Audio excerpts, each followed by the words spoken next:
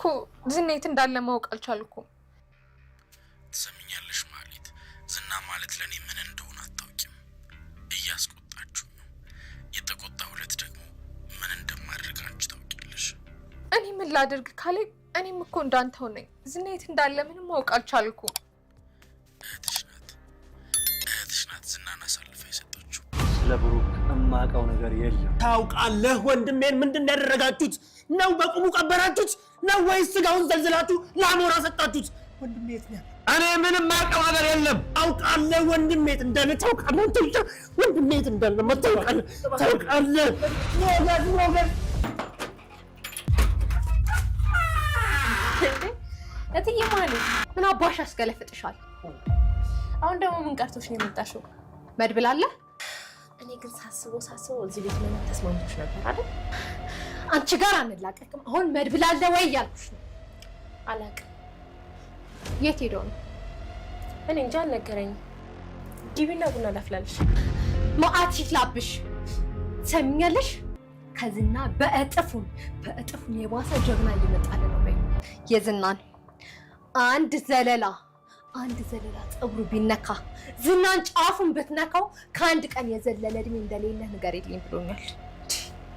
አንቺ የባልሽ መጥፋት ሳያሳስብሽ ሳያስጨንቅሽ ዝና ጠፋ ብለሽ እንደዚህ ትሆኛለሽ? አንቺ ጋር መቼም አንላቀቅ። መድብል የምሳሌ ጥያቄ በራሱ ሊያፈነዳኝ ነው። አባዬ ባለችኝ ቁጥር ለሷ ማሸውን ውሸት ማሰብ በራሱ እየከበደኝ ነው። ይህ ጋሻ ለመኖር ሁላችንንም ነው ያጎደለን። እንስቃለን ግን ሳቃችን የእውነት አይደለም። የምትሰማ እኔ አቶ ዝና አስፈላጊው እርምጃ እየተወሰደበት ነው። ነገር ግን ጥርሱን ነክሶ ችግሩን ተቋቁሞ ሚስጥሩን ለመደበቅ ጥረት እያደረገ ነው። አቶ ዝና በዚህ ሂደት ይቀጥላል? እንዲህ የተቀጠቀጠ ህይወቱ እስከሚያልፍ ብሩክ ያለበትን ሚስጥር አድርጎ ይቆያል ወይስ ተጽዕኖ ሲበዛበት ብሩክ ያለበትን ይናገራል? የእናንተ ግምታችሁ ምንድን ነው? ሐሳባችሁን በኮመንት መስጫ ሳጥኑ ላይ ያስቀምጡልን። ታዲያ ለዚህ ቻናል አዲስ ከሆናችሁ ቻናሉን ሰብስክራይብ፣ ላይክ፣ ሼር ማድረጋችሁ በፍጹም እንዳይረሳ። ኤፍራታ አጣብቂኝ ውስጥ ገብታለች። ኤፍራታ አጣብቂኝ ውስጥ እንድትገባ ያደረጋት መድብልን እንድትገለው ገንዘብ ተቀብላ ስለነበረና መድብልን ሳትገለው መድብል ሞቷል በማለት ዝናን ወደ ቤቷን እንዲሄድ ካደረገች በኋላ ዝናን በመድብል ቁጥጥር ስር እንዲውል ማድረጓን የዝና ሰዎች ጠንቅቀው አውቀዋል። ከዝና ሰዎች ጋር አብራ የምትንከራተተው ምንም ጥቅም የማታገኘው ወይዘሮ ማህሌት ደግሞ እህቷን አሳልፋ ለመስጠት ጥረት እያደረገች ነው። ብቻ እሷ ገንዘብ ያስገኝ እንጂ ምንም ይሁን ምንም ማንንም አሳልፋ ትሰጣለች። ስግብግቧ ወይዘሮ ማህሌት። ነገር ግን ወይዘሮ ማህሌት አብራ እንደምትጠፋ ጠንቅቃ ማወቅ መቻል አለባት። ታስታውሱ ከሆነ በባለፈው ክፍል ወይዘሮ ኤፍራታ መድብልን ገድየዋለሁ ካለችው በኋላ ዝና በቃ ማህሌት ትመጣለች፣ አብራችሁ ተጋግዛችሁ አውጣችሁ ጣሉት ነበር ያላት።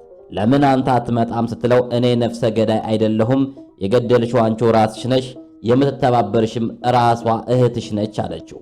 ነገር ግን ኤፍራታ እኔ እጄን ለፖሊስ ሰጣለሁ፣ ቀጣይ ሙሉ መረጃውንም ለፖሊስ አስረክባለሁ ስትለው ነበር በቀጥታ ወደ ኤፍራታ ሄደው።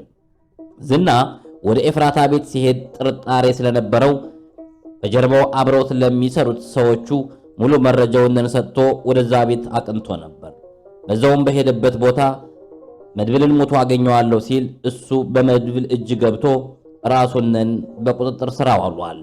ይህ መረጃ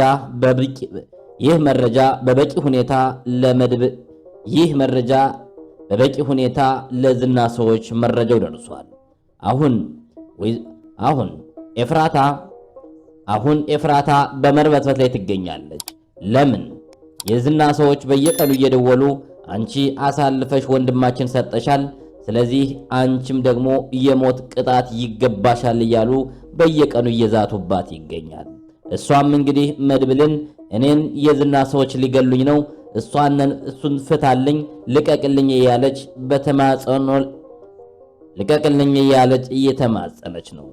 እውነት መድብል ለኤፍራታ አዝኖ ዝናን ይለቀዋል የሚለውን አብረን የምናየው ይሆናል።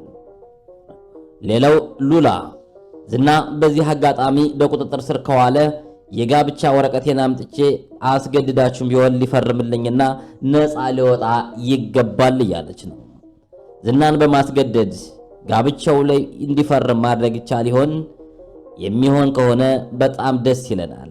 ነገር ግን ዝና እስካሁን ድረስ ይህ ሁሉ ውርጅብኝ እየወረደበት የብሩክን የትም መኖር ብሩክ ያለበትን ካልተናገረ እውነት ለነሉላና ለሞገስ የፍቺ ወረቀት ላይ ዝና ይፈርማል ወይስ ሕይወቱ እስከሚያልፍ ይሟገታል የሚለው ግን አሳሳቢ ጉዳይ ላይ ሆኗል።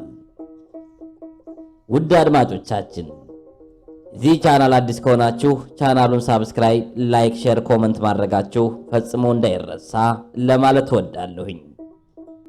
የብሩክ መጥፋት ያሳሰባችሁ ውድ ተመልካቾቻችን ሁሌ ጊዜም ቢሆን ቪዲዮ በሰራን ቁጥር ብሩክ ወደ ድራማው መመለስ አለበት የሚል ጥያቄዎችን እናነሳለን። ዛሬም ብሩክ ወደ ድራማው መመለስ መቻል አለበት ወይ በህይወት ከሌለ በህይወት የለም ተብሎ ምዕራፋችን ዘግተን እኛም እንደማይመጣ ተስፋ አድርገን ድራማውን መከታተል እንፈልጋለን የሚሉት በጣም እጅጉን ብዙዎቹ ናቸው። ነገር ግን ብሩክ በህይወት አለ ወይስ በህይወት የለም የሚለውን እስከ መጨረሻው ድረስ አብራችሁ ስትቆዩ የምታውቁት ይሆናል። ወይዘሮ ማህሌት ቀጥ ብላ እንግዲህ ወደነ ብሩክ ቤት አቅንታ ነበር። እዛ ውስጥ ያገኘቻት የቤፊቷ ሰራተኛ ያሁኗ የቤቱ እመቤት እንግዲህ ቅድስት በዛ ቤት ውስጥ ላይ የተንደላቀቀችበት ነው የቆየቻት።